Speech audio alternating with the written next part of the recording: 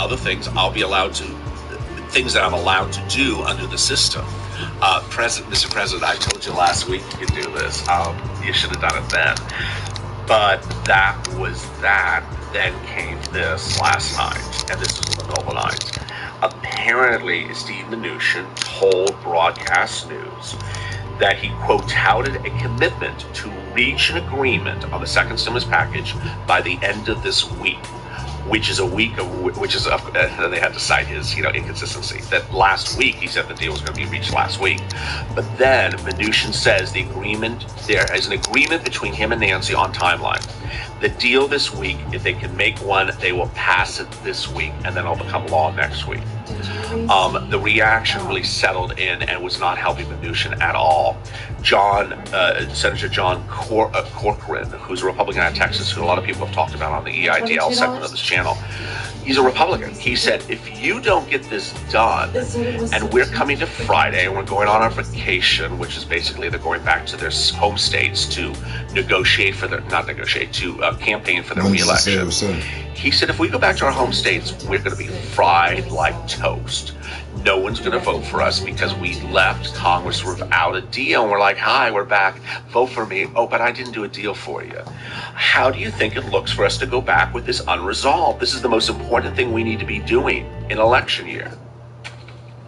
So that was that. Where are we?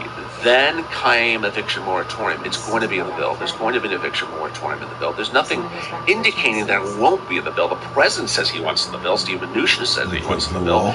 Nancy and Chuck have it in the bill. So an eviction moratorium, mortgage forbearance,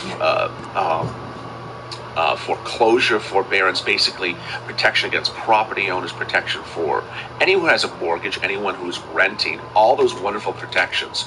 Student loan debts for federal loans will likely be in there, but may be modified. There'll also be money for states and local governments so that they could allocate that money to citizens for COVID-19 issues like rent. They're making their budget, paying their public servants. That will be in there. What's likely not in there, and what has held up this negotiations, as I've been reporting all week, was the stupid stuff, like the $3 billion federal building, Mitch McConnell's insurance liability provision, which absolutely was slammed everywhere across the board yesterday. I didn't go into it because it's like everyone hates it. So it's like, how many times I gotta say someone hates a bill, hates a provision of a bill. So with that, you're all sitting back and say, okay, when is this going to happen, LA? Well, this is the backstory. The backstory is, if an agreement is reached today, which is not likely, it's more likely tomorrow, but if an agreement is reached today, and that's an agreement between Nancy, Chuck, Steve, and Mark, that doesn't give you a law. What they will then do, and they've actually said this, is they're going to then go to Congress, and they're going to go to the Senate, and they're going to pull the HEROES Act, which is currently in the Senate. It's passed from the House. So it's passed the first step, which is to pass the House. It now has to pass the Senate. It will be a revised version of the bill, clearly. It will then go up for a vote for the Senate.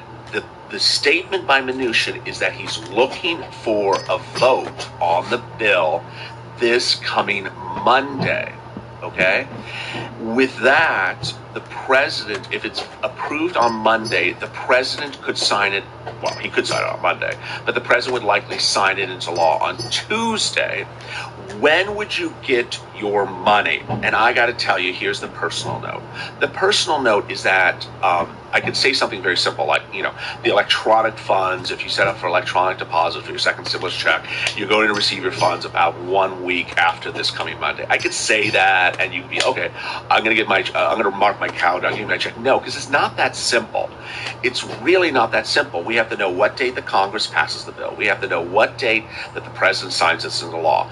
You all keep on saying, I'm sorry. There's some people who drop in the comments and say, give me the check tomorrow. Does it mean it's coming tomorrow? No, because certain things have to, by law, be done first. It has to be signed by Congress, it has to be signed by the president, and then they have to send out the funds. And so what I'm going to be doing is I'm going to be really here ensuring that you get your money, guiding you through the path to getting your money. especially whether it's hazard pay, whether it's PUA, whether it's eviction moratorium, the hot mess express has not left town. Even when a deal is done, there's going to be a whole ramp up to ensure you get your money. Finally, a personal message. This channel started with me trying to get people, the very first days of video, the very first day, the videos I recorded were FPUC. It had not launched yet. And I called it PUA because PUA was just launching. EIDL loan, EIDL grant, PPP, and stimulus check. And at that time, there was no one out helping anyone to get their EIDL loans approved when they're stuck, getting their EIDL grants when they're stuck.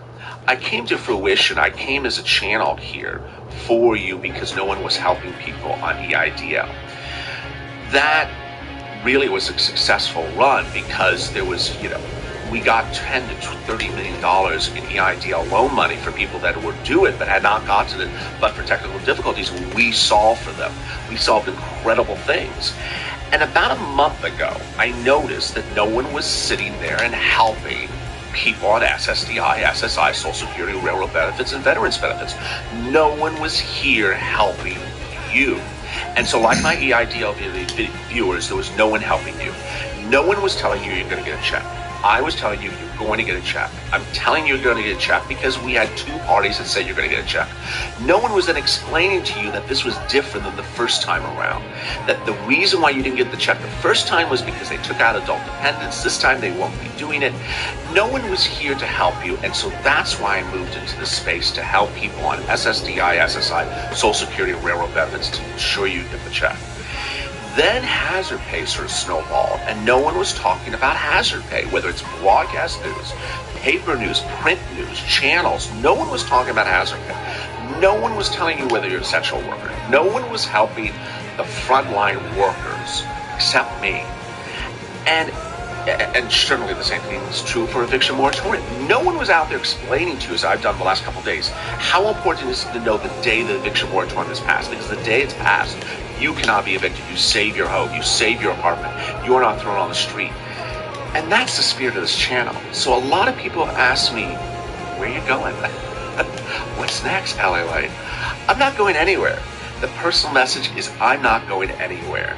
We have mornings LA Light, afternoons LA Light, evenings LA Light. I ask that you like and subscribe. You go to the front of this channel, there's a subscribe button. You hit the subscribe button. There's a little alert button with a bell. You hit the alert button. I'm not going anywhere. You haven't gotten your money yet. It's as simple as that. You haven't got your money yet. There's a fall election. There's going to be another stimulus package. Yeah, there is. I'm not going anywhere. Are you going somewhere? No. I'm going to ensure that you get your money. I'm going to be here for you. I'm going to be here to help you.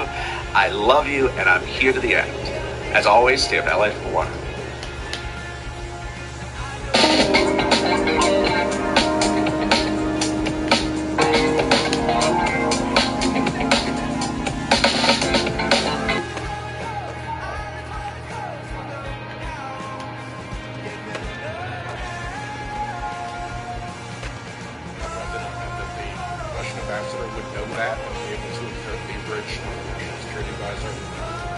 Exactly, Senator. And layer on top of that fact that he has been there's a larger policy question around it, but there's a very specific issue right there, correct? That's correct. And it gives the Russians leverage against Mr. Flynn, possibly. General Flynn. That's our concern is that that's the counterintelligence concern. Potential conflicts, yes. So let me take you to a different question. You have been asked that if you knew of the errors and omissions that the Inspector General found in the FISA warrants, would you sign the warrant? And I think the answer that every prosecutor, myself included, must give to that question is no. Of course, we would never submit to a court a warrant application that we knew contained errors or omissions. That is correct, is it not? That's correct. But that does not, to my mind, as somebody who's been in that situation, that does not end the inquiry. The question then is, if you had been aware of the errors and omissions in the FISA,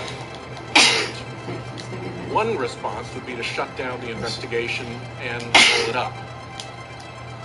A second would be to find out why the hell the errors and omissions were there, investigate the misconduct that led to that, but go ahead with the investigation because it remained predicated and worth pursuing.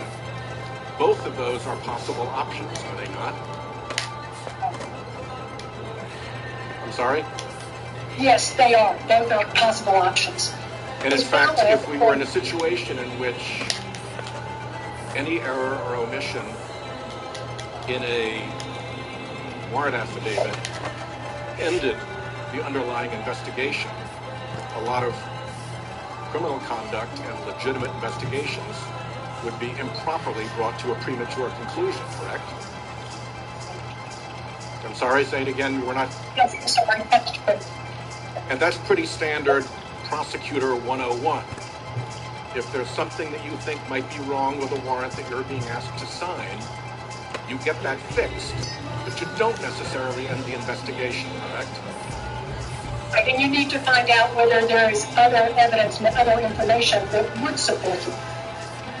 But you would also want to get to the bottom of why it was you hadn't been told. No, correct. You do an internal investigation to try to get to the bottom of why you were presented a warrant application with errors and omissions.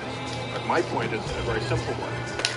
That does not mean the end of the investigation, necessarily. In fact, it's not necessarily uncommon. You solve your problem and you go ahead with your investigation if it's properly predicated and justified, correct? That's correct. Thank you. And I spoke about partisanship. I agree with everything you just said. That's exactly the way it should work. And I want to let Ms. Yates know that I have no doubt that when she signed the application, she did so in good faith, relying on information to be truthful, that she would not have defrauded the court, and I have no belief that she did. Ms. Collins. Thank you, Mr. Chairman. Thank you, Ms. Yates, for being here. Why don't we just pick up right there? Because now the chairman says that he has no doubt that you had no intent to defraud the court. I noticed when Mr. Rosenstein was here before this committee, I'm sure you saw his testimony or read it a few weeks ago. He said that he couldn't be to blame or otherwise be held accountable for the falsified FISA applications, the many material misstatements of fact, because he just relied on the representation that was made to him. So we're left wondering who's exactly responsible here. It seems that nobody's really responsible. Somehow or another, a federal court, a secret federal court, was actively misled, lied to, and presented with falsified evidence, but nobody in the chain of command is to blame. So let me just ask you about your own responsibility. Did you actually read these FISA applications? Yes. You did? That's your testimony today? You told the Inspector General that you had no recollection, actually, of reviewing renewal application number 1. Is your testimony today different?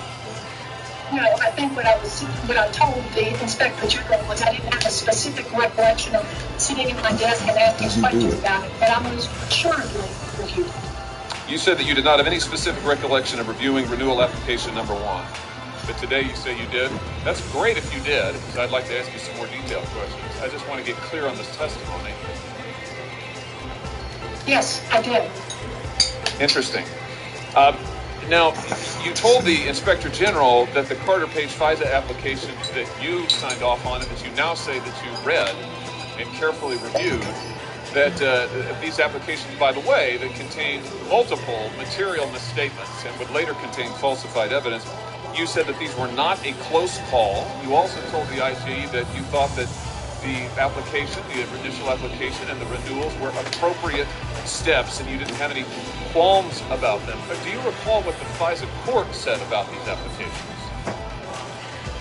Yes, Senator. And when I was speaking with the Inspector General, I was referring to the applications based on the assumption that all of the information was accurate.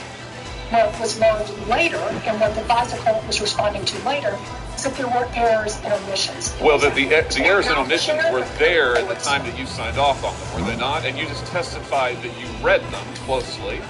So they were there when you signed off on them, correct?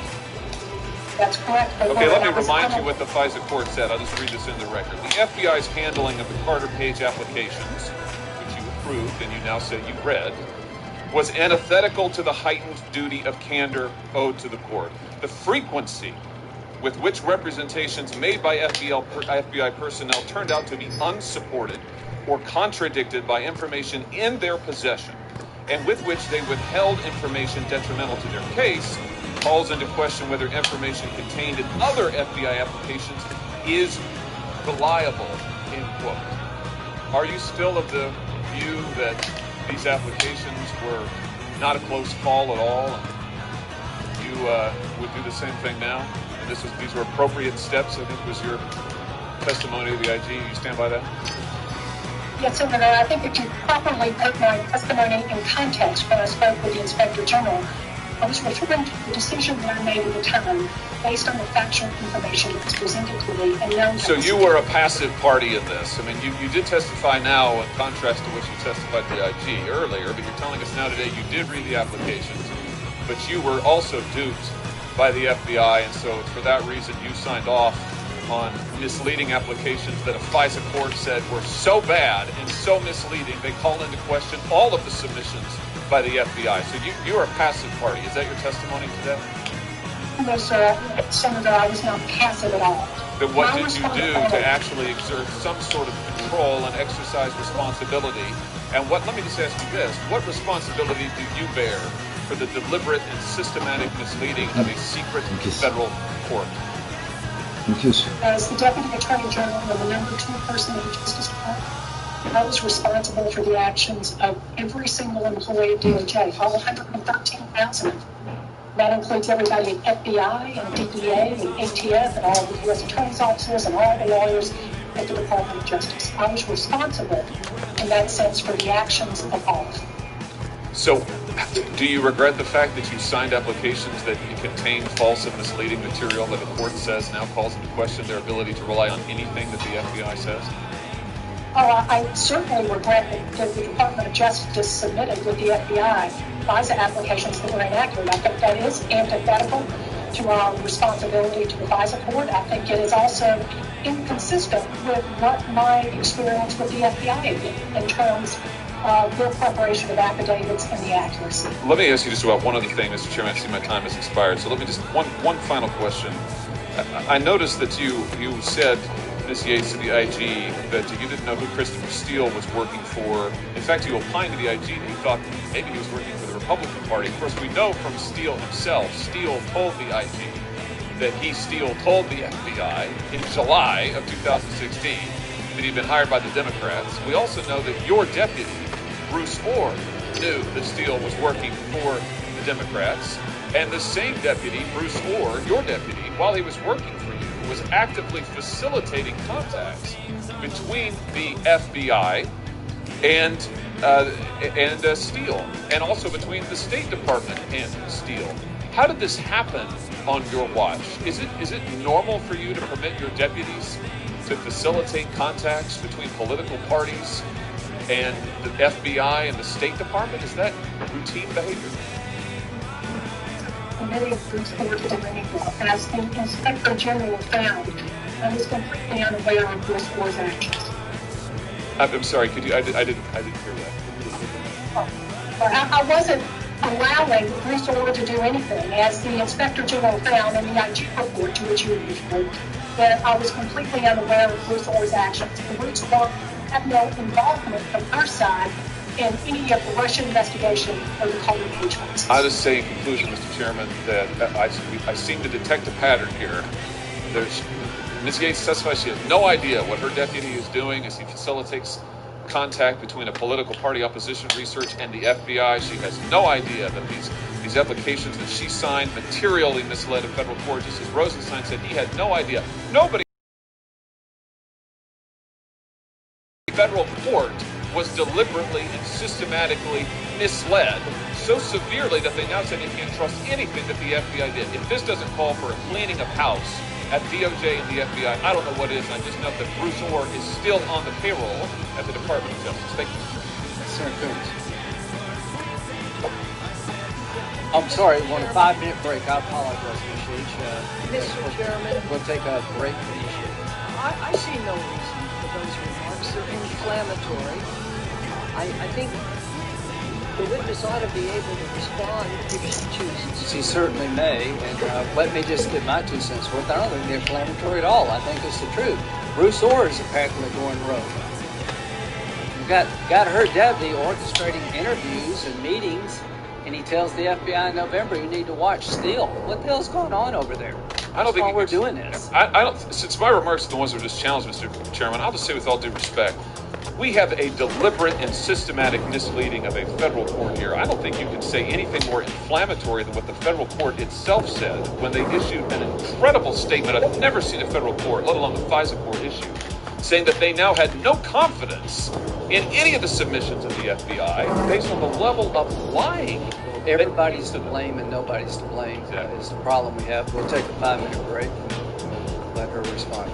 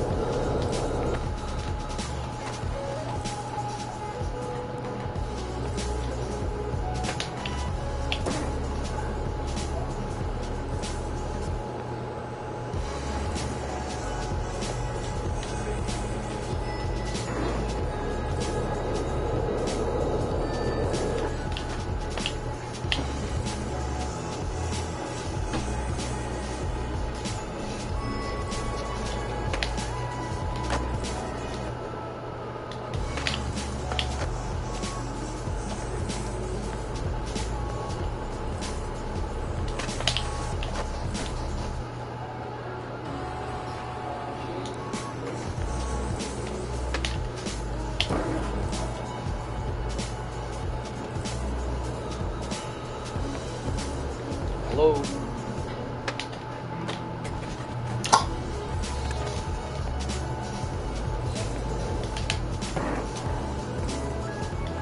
Mr. Chairman, Yes, sir. while we're waiting,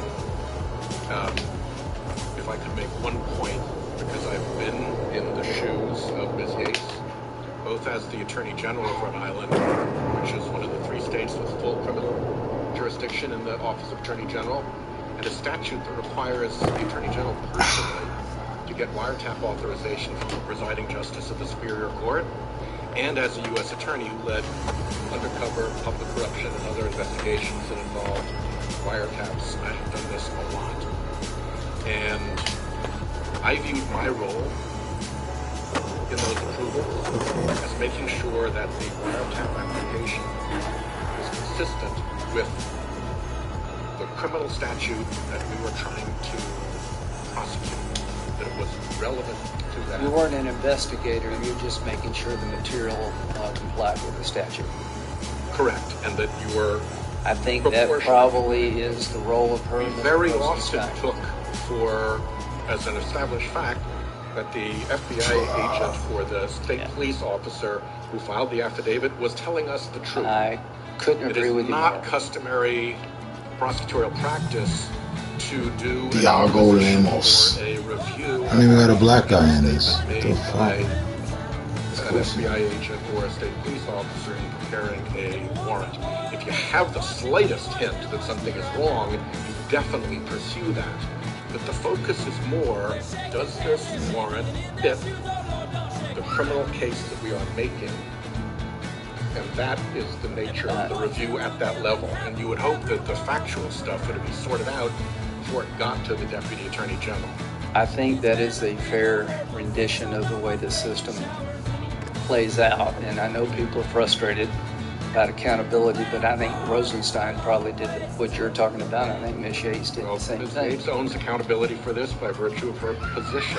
Yeah, having overall I agree with you. I agree. That's a different specific question. And I'll just state for the record, I don't believe Rosenstein or Ms. Yates intentionally submitted false information to the court.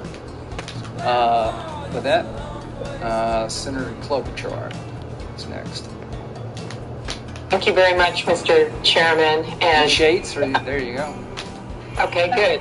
That's Ms. Klobuchar. Good to see you, Ms. Yates. Yeah, I want to take a moment, having been listening to the last questions, I want to take a moment to actually thank you for your dedicated service to our country. I have spent some time in your state of Georgia and know how respected you are from your time as U.S. Attorney on both sides of the aisle, and also all that you did is such an example for career employees in the Justice Department, because that was you, and you spent your career working on justice.